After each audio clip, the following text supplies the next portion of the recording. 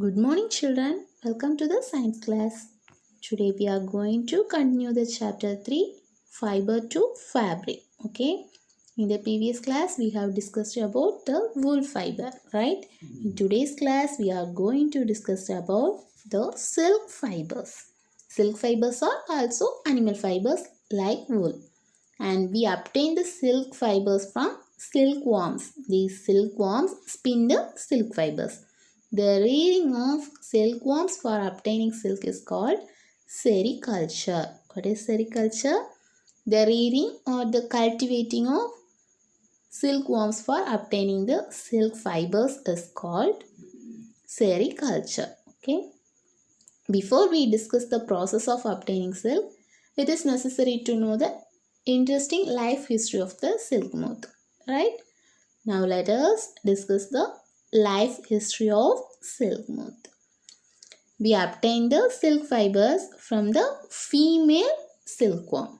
The female silk moths lays egg. Okay, the female silk moth first lays the egg and then it is developed into larva. First they lay eggs and then it is developed into larva.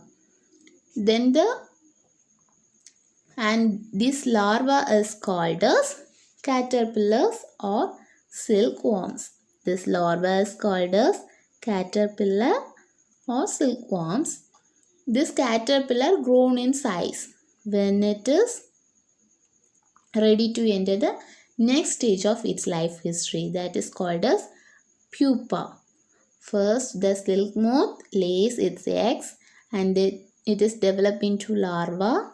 Then it reaches the stage of pupa, and that stage it become big. The pupa first views a net to hold itself. Then it swings its heads from side to side. First the pupa views a net to hold itself. Then it swings its heads, and during this process, this movement, the caterpillar secretes fiber made of protein.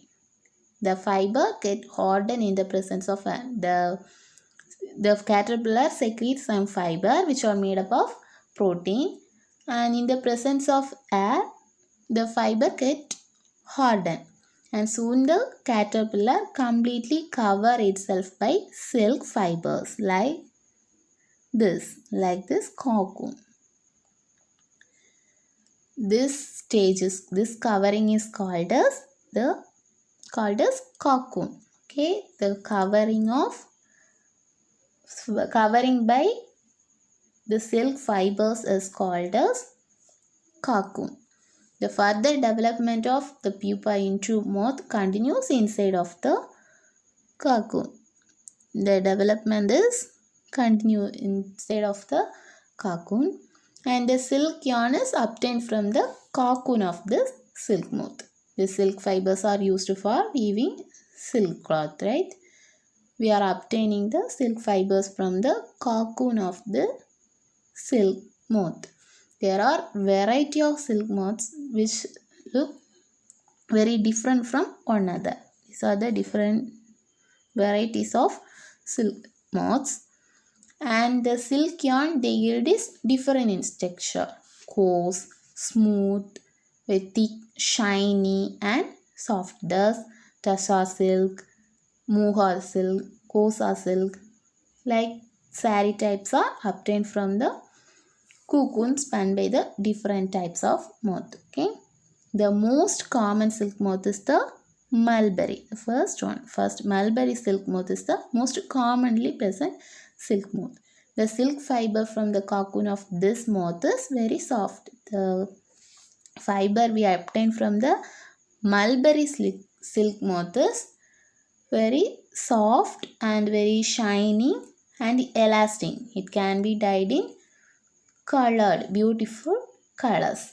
And sericulture or culture of silkworms is a very old occupation in India. Indians are earned money by cultivating silkworms. Okay. Now let us move on the process of obtaining silk. Okay, for obtaining silk, moths are grown and their cocoons are collected to get silk threads, and a female silk moth is chosen for obtaining the silk fibers. Okay, this silk moth lays hundreds of eggs at a time, and the eggs are stored carefully in a cloths or a paper, strips of cloths or a paper, and then they are they sold the eggs to the farmers, silkworm farmers. The farmers keep the eggs under a hygienic and a suitable conditions of temperature and humidity. Humidity means the perfect water level. The eggs are warmed to a suitable temperature for the larva to hatch from the eggs. Okay, this is done when the mulberry leaves bear a fresh crop of leaves. This type of fresh leaves, when the mulberry trees bear a fresh crop of leaves, the larva hatch from their eggs, and the larva called caterpillars or silkworms eat day and night and increase enormously in size. The larva eat the mulberry leaf day and night, and its size is increased. The larvae are kept in clean bamboo trays along with freshly chopped mulberry leaves in 25 to 30 days. After those days, the caterpillars stop eating and move to a tiny chamber of bamboo in the trays to spin cocoons. The larvae are kept in clean bamboo trays along with freshly chopped mulberry leaves in 25 to 30 days. After that, they are moved to a tiny chamber of bamboo in trays to spin cocoons. The small racks or twins may be provided in the trays to which cocoons get attached.